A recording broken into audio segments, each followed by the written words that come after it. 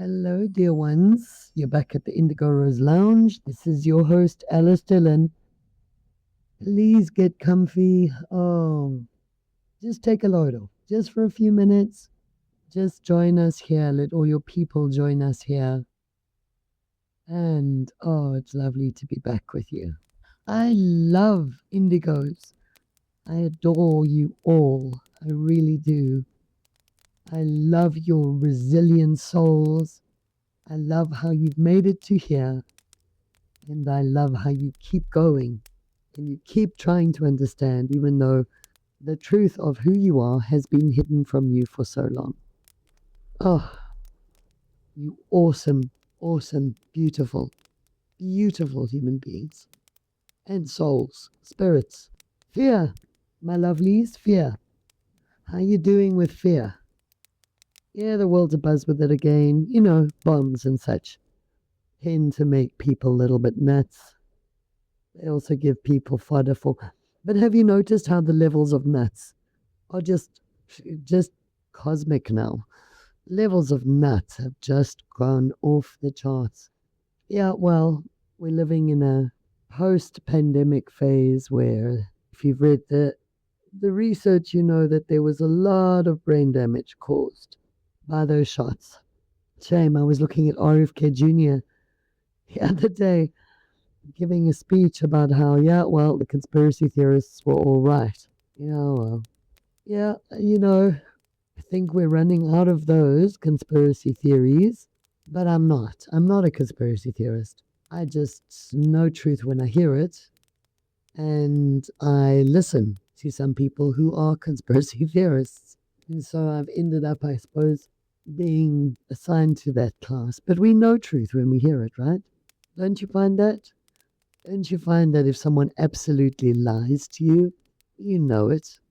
You know there's something, not something right going on here.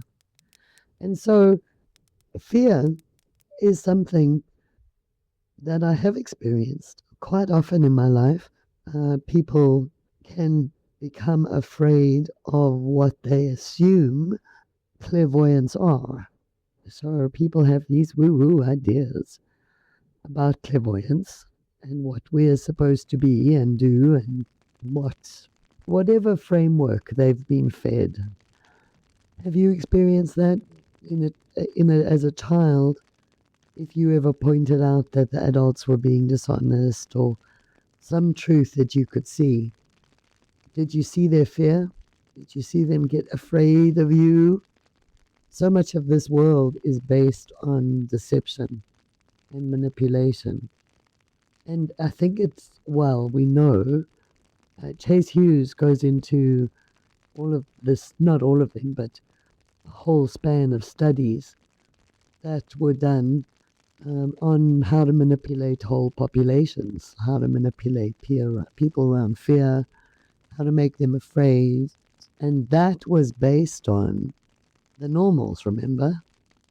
Those studies on how to manipulate society and how to convince people of this or that, that was based on a grouping of normals, 5-sensed individuals having a normal human experience, and there they go. They get brainwashed and, messed with. Their brains are messed with. But there is something that comes up quite a lot amongst the indigos and the sensitives and the HSPs and the empaths, is that we don't work on the same line. We have different responses, and we can't be fitted into those generic programs. Look, I'm sure they've figured out lots of stuff to do to us, but as general population manipulation goes, the indigos, HSPs, etc., we don't usually fall for their nonsense. So, it's an interesting one to consider, why a certain faction might be afraid of us. Also, we can see through other people's nonsense a lot of the time. I have a dear friend who is a dear friend, lifelong dear friend, and he's told me directly that, He avoids us. He doesn't come to visit as often as he'd like because sometimes he just wants to be able to talk nonsense and not be called out on it.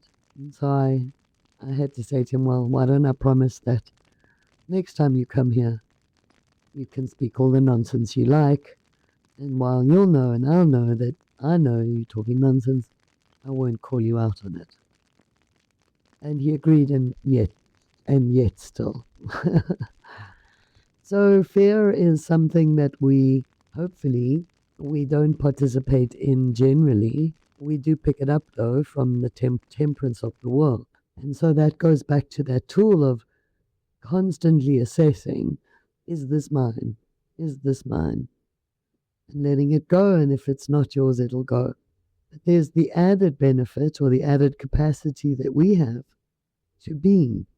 We can pick a positive emotion, love, joy, trust, respect, even just contentment and peace. And we can just center ourselves in that emotion and beam it out to our environment, to our neighborhood, to our town. Just keep beaming. See what happens. See what you can change. I feel like a lot of, especially the empaths, get so bogged down with the burden of having to feel everybody's detritus that they seldom figure out that not only can I manage this quite simply with this simple technique, but I also have the apparatus because I have the satellite dish on my head. I'm not saying you have a satellite dish on your head, Lapnies. I'm saying it's like that. Like having a satellite dish on your head, that you're picking up all this emotion. And since you have that satellite dish, there's absolutely nothing preventing you from streaming that outward. Never forget that we are also amplifiers. We not only receive, but we amplify. So if you just sit there as an empath and you receive all the detritus of the world and you sit in that emotion, you're amplifying it, you're making it worse. So come on over to the bright side and rather pick an emotion on purpose that's yummy and amplify that instead. Beam out some loving vibes, beam out some happy, joy, beam out some glorious peace, bliss. All you need to do is sit in it. So either you have a memory or you can create a scene where you're sitting in bliss, in joy, in yummy. And as long as you can reach that emotion yourself, you can beam it. You can beam it out. You can send it right round. And you can raise the frequency of everything. Yeah. And so if all of us across the world all did that today, just for 10 minutes, can you imagine what we could do? So it's important. And so I'm going to ask you to do something. If there's someone that you know who you suspect is an indigo, or is a sixth sense, empath, however they identify, please share this podcast with them. Share these messages with them so that they can get a handle on their abilities and start harnessing those abilities to really make a significant impact on the world. It's no point us sitting around bemoaning the fear of the world, the burden of the fear of the world. No point doing that. What can we do about it? Well, I'm telling you, this is what you can do. You can beam out emotion. In fact, there's fun games that you can play. If you're with a group of friends, you can pick an emotion and come on, be nice. Pick a nice one. Pick a really nice one. The one I like to use is kind of cheeky fun, because I'm a bit cheeky fun myself.